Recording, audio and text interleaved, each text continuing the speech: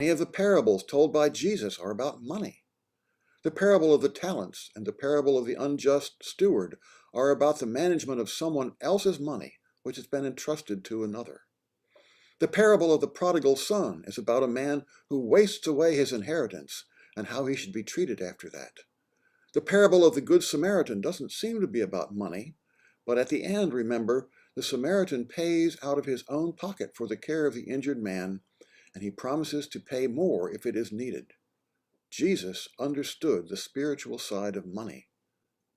The Quran, the sacred scripture of Islam, contains instructions for the practice of Sawm, or almsgiving, one of the 5 pillars of Islam. In his little book, The Prophet, the 20th century Lebanese mystic Khalil Gibran includes a chapter on giving and another chapter on buying and selling. Jacob Needleman understood the spiritual side of money, and he spoke of it in the reading which I read just a few minutes ago.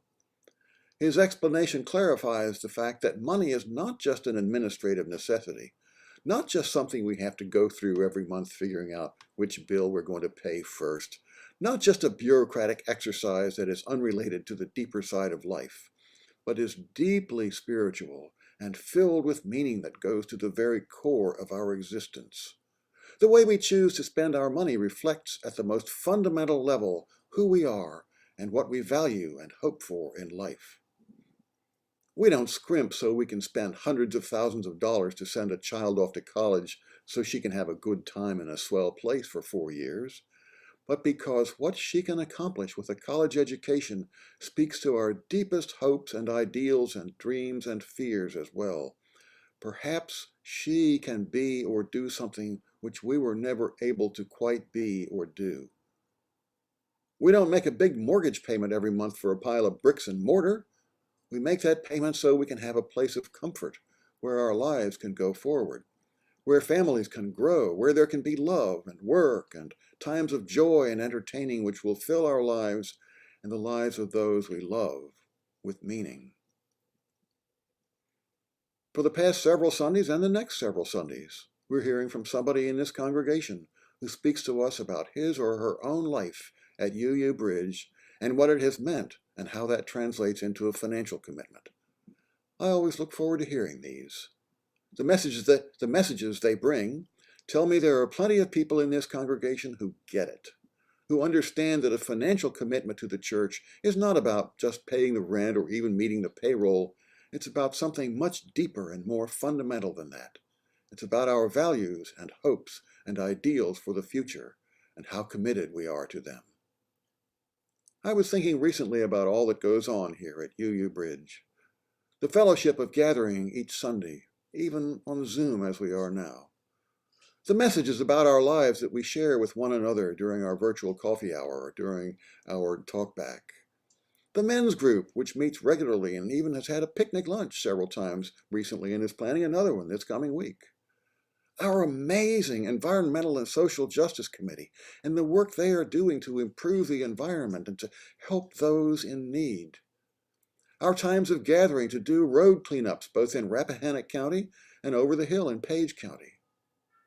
The memory of our gathering in person at Hearthstone and the fervent hope that it can resume soon. All those things and more tell the story of UUBRidge up to now. And now the future lies before us. What will it be like? It is going to take the commitment of time and effort and risk and money to move this congregation forward. Who will be here to carry it out? There is no one but us. Oh, it's easy and tempting to think we can just slide along and click in occasionally on Sunday morning and make some financial commitment which doesn't strain our budget, and somebody else will take up the slack for us. It's easy to think we're too busy and don't have enough resources or enough time to do anything really significant, including the financial commitment we make to this place. Surely others must have felt the same way sometimes. The people who founded this congregation, many of whom are still with us and some this morning, must have sometimes felt tired out and frustrated, and maybe they thought, well, somebody else will have to do it. But somehow they went on and founded this church and made it what it is today. The people who so faithfully manage this congregation and organize and conduct our services and keep hammering at our efforts to make a difference in social justice must sometimes feel discouraged and burned out, and maybe they think about giving up on the effort. But they don't.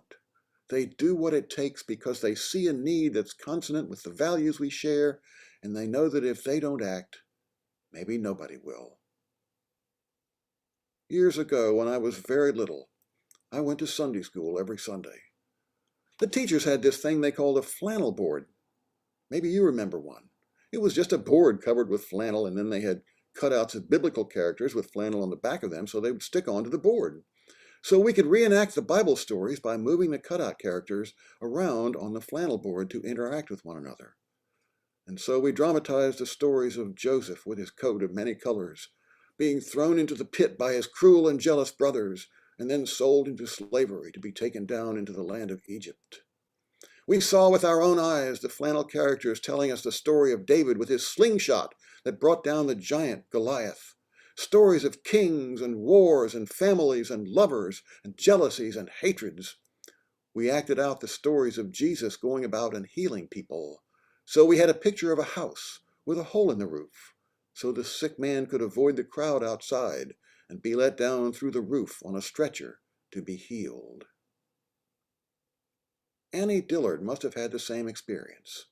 She wrote about it in her book entitled Holy the Firm. Remembering the flannel board and the Sunday school cutouts, she wrote this: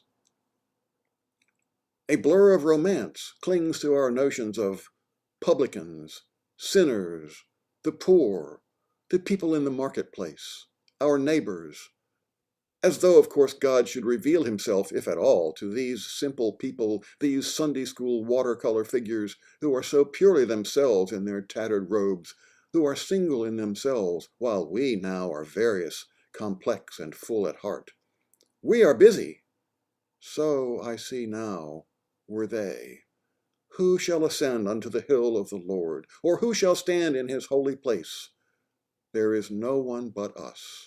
There is no one to send, nor a clean hand, nor a pure heart on the face of the earth, nor in the earth, but only us, a generation comforting ourselves with the notion that we have come at an awkward time, that our innocent fathers are all dead, as if innocence had ever been, and our children busy and troubled, and we ourselves unfit, not yet ready, having each of us chosen wrongly, made a false start, failed, yielded to impulse and the tangled comfort of pleasures, and grown exhausted, unable to seek the thread, weak and involved. But there is no one but us. There never has been. There have been generations which remembered and generations which forgot. There has never been a generation of whole men and women who lived well for even one day." That's from Annie Dillard. We know UUBRidge does many wonderful things. Those who do the work and who provide the resources perhaps at times feel discouragement and reluctance, and yet we see through to the fact that there is no one but us, that the holy work will not get done if we do not step up to it. And so we do, imperfect as we are, just as all those who came before us and all those who will come after us are also imperfect. Now we have in our hands the future of UUBRidge. We have in our hearts the values we share and the knowledge that we want to hold them up among ourselves and teach them to our children and spread them to this community and the world at a time in history in which God knows our values and hopes and ideals are needed in this hurting and confused world more than at any time in the lifetime of any of us here. We are now more than a year into the coronavirus pandemic, which forces us to meet online instead of gathering in person. You know this. It has already killed more than 500,000 Americans and sickened millions. It has closed countless businesses, some of them forever, and thrown tens of millions out of work, putting many of them in danger of losing their homes. We have also at last come face to face with the racism which is an integral part of our society and our country, with discrimination and hatred and violence expressed against those whose skin is black or brown, and now we see in recent events against those who are Asian. We know we need to make the world hear us. We also know this church, UUBRidge, is one of the ways we can band together to move those values and hopes and ideals out into the world in ways in which none of us could do alone. We know we are the ones who must provide the resources which make it possible to do this. There is no one but us. No one but us. Those are some of my thoughts as we enter into our annual pledge drive. What thoughts do you have? Let the congregational dialogue begin.